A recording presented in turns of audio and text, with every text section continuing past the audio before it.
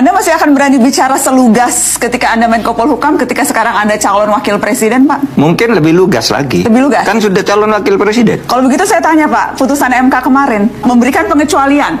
Tidak apa-apa, tidak berusia 40 tahun, asal punya pengalaman menjadi kepala daerah. Kan sebelum putusan diucapkan, saya sudah berkali-kali bicara di berbagai tempat. MK secara teoritis tidak boleh memutus itu. Karena MK itu negative legislature. Ya. Tapi begitu itu diputus, ada juga dalilnya bahwa setiap putusan MK Anda suka atau tidak suka, itu mengikat. Final. Pertanyaan saya, Anda suka? Tidak suka. Dan Anda suka atau tidak? Saya tidak suka, karena sebelumnya saya sudah bilang itu tidak benar. Menurut Anda, Ketua MK Anwar Usman melanggar etika ketika dan ada konflik of interest karena menjadi paman dari Gibran Rakabuming Raka yang secara tidak langsung ataupun secara langsung itu ada dalilnya. Tidak boleh orang punya hubungan keluarga itu mengadili. Dalilnya itu nemo iudex in causa sua. Tidak boleh orang mengadili hal-hal yang ada kaitan kekeluargaan, kaitan dengan kepentingan diri sendiri. Tapi itu terjadi, Pak. Kalau saya katakan MK salah, tetapi MK dalam memutus tuh, kalau mau ditindak itu bukan tindak pidana loh. Sedang dilakukan adalah melaporkan ke Dewan Etik. Iya, Dewan Etik. Pelanggaran terhadap ini hanya bisa diprotes melalui sanksi sosial. Ya, kepercayaan publik kepadanya runtuh. Tapi kalau secara hukum tidak ada yang bisa melarang. Ya, oke teman-teman, selamat datang kembali di channel ini. Memang kalau kita melihat dari awal pemilu tahun 2024 ini sangat menarik untuk kita ikuti bersama. Kalau misalnya teman-teman mengikuti perkembangan pemilu ini sejak dari awal, semenjak dari Gibran Rakabuming Raka dicalonkan sebagai cawapres dari Prabowo Subianto sampai sekarang, ada hal-hal yang sangat menarik. Dan ada juga hal-hal yang membuat kita bertanya-tanya kenapa ini bisa terjadi di negara yang sebesar seperti ini. Nah, seperti yang telah diperbincangkan atau yang ditanyakan oleh Najwa Shihab kepada cawapres dari Ganjar Pranowo, yaitu Mahfud MD, karena pada saat itu dia sebagai Menko Polhukam, maka Najwa Shihab meminta tanggapan dari Mahfud MD tentang bagaimana keputusan yang dilakukan oleh Ketua Mahkamah Konstitusi pada saat itu, yaitu Anwar Usman selaku paman Gibran Rakabuming Raka, memutuskan untuk memberikan karpet merah kepada Gibran supaya bisa lolos di dalam kontestasi di Pilpres tahun 2024 ini, yaitu mengubah setiap kepala daerah, ya, kalau dia memiliki pengalaman sebagai kepala daerah atau sedang bertugas, maka boleh mencalonkan diri sebagai calon presiden dan wakil presiden walaupun dia masih belum berumur 40 tahun.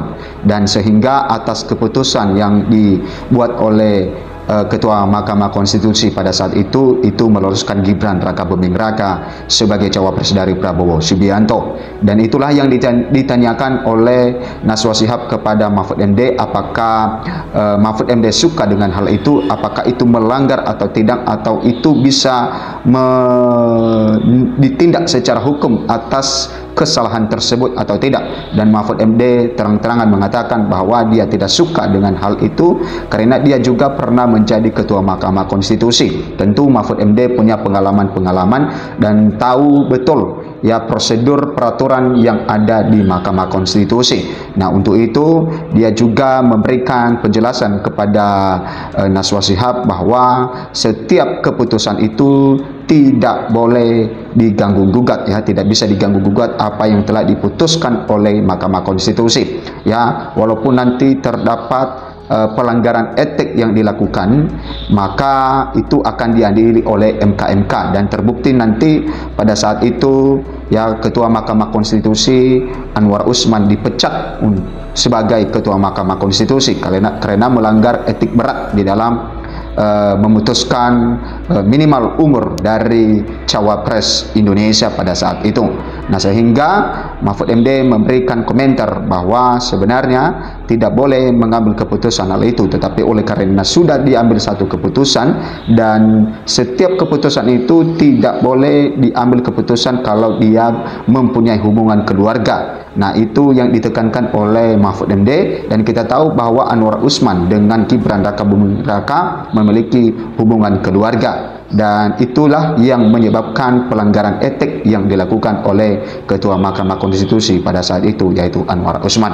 Nah, teman-teman, walaupun sudah pemilu sudah selesai dan tinggal menunggu ya hasil hitungan dari realconnya dari KPU, maka ada polemik yang terjadi karena ada dugaan-dugaan pelanggaran yang terjadi di lapangan ketika pemilu tahun 2024, sehingga banyak yang demo mengatakan bahwa pemilu 2024 curang, rakyat tidak percaya. Nah, kita lihat bagaimana protes dan rencana pengajuan hak angket mengemuka ya tentang dugaan-dugaan kecurangan ini, teman-teman.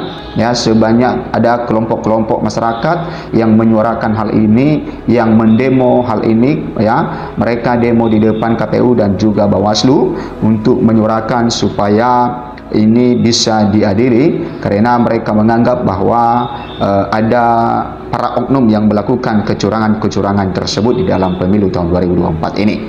Nah, dugaan kecurangan meluas, protes dan rencana pengajuan hak angket mengemuka.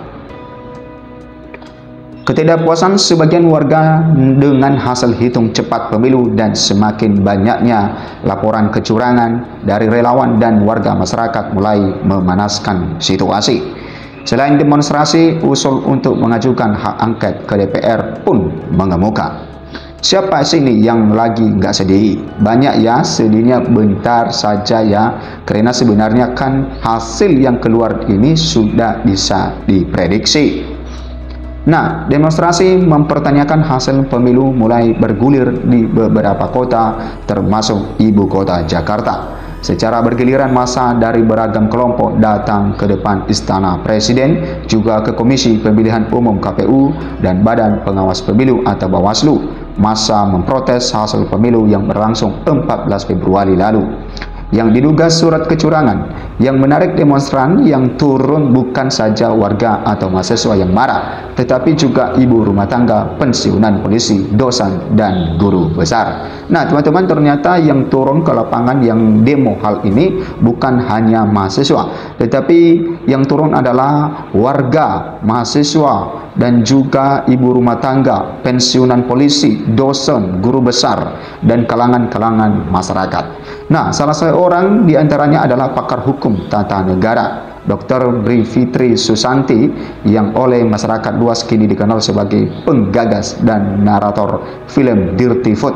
Ya, film dokumenter explanatory yang menjelaskan ya desain berbagai upaya mencurangi pemilu 2024 itu sudah ditonton lebih dari 20 juta orang dalam 7 hari terakhir.